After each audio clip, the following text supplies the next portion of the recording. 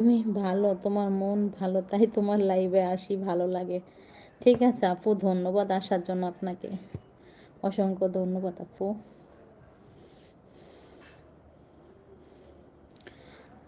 একটা কথা কি আপু, আমি সবাইকে একটা কথাই বলি, মানে যারা আসে, যে যদি মনে চায় সময় দেবেন, না চাইলে দেবেন না, কিন্তু আমি কাউকে জোর করব না যে আসছেন না কেন, আসতেই হবে আপনাদের, আমি এটা বলবো না আপু।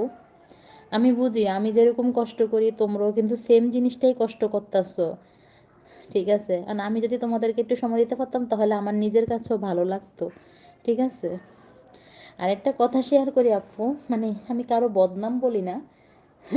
যেমন দেখা গেছে আমি যাদেরকে সময় দিয়েছি, সন্ধ্যার নাস্তা করেছো? হ্যাঁ, এই তো কিছুক্ষণ পরে ফল খাবো আপু, আনার খাবো। আমার আম্মা আনার কেটে দেবে, সাথে আপেল দেবে, ফল খাবো। মানে যেটা বলতে নিচ্ছিলাম, মানে আমি 2-3 জন আপুর লাইভে গিয়েছিলাম, ঠিক আছে, তারা রাতে করে না, মানে তোমরা যেরকম রাতে করো এরকম রাতে করে না। আমি সময় দিয়েছি, 1 ঘন্টা দিয়েছি একজনকে, একজনকে 2 ঘন্টা করে দিয়েছি, পরে আমাকে ডাইরেক্ট বলে দিয়েছি কি তোমার লাইভে যেতে পারবো না। তা নিয়ে আমি কোনো মন খারাপ করি না, আমি বলেছি যে সমস্যা নেই, না আসলে না আসবেন, তাতে আমার কোনো সমস্যা নেই। ঠিক আছে না আপু? আমি একটা কথাই বুঝি, আমি তো কাউকে জোর করে নিয়ে আসতে পারবো না।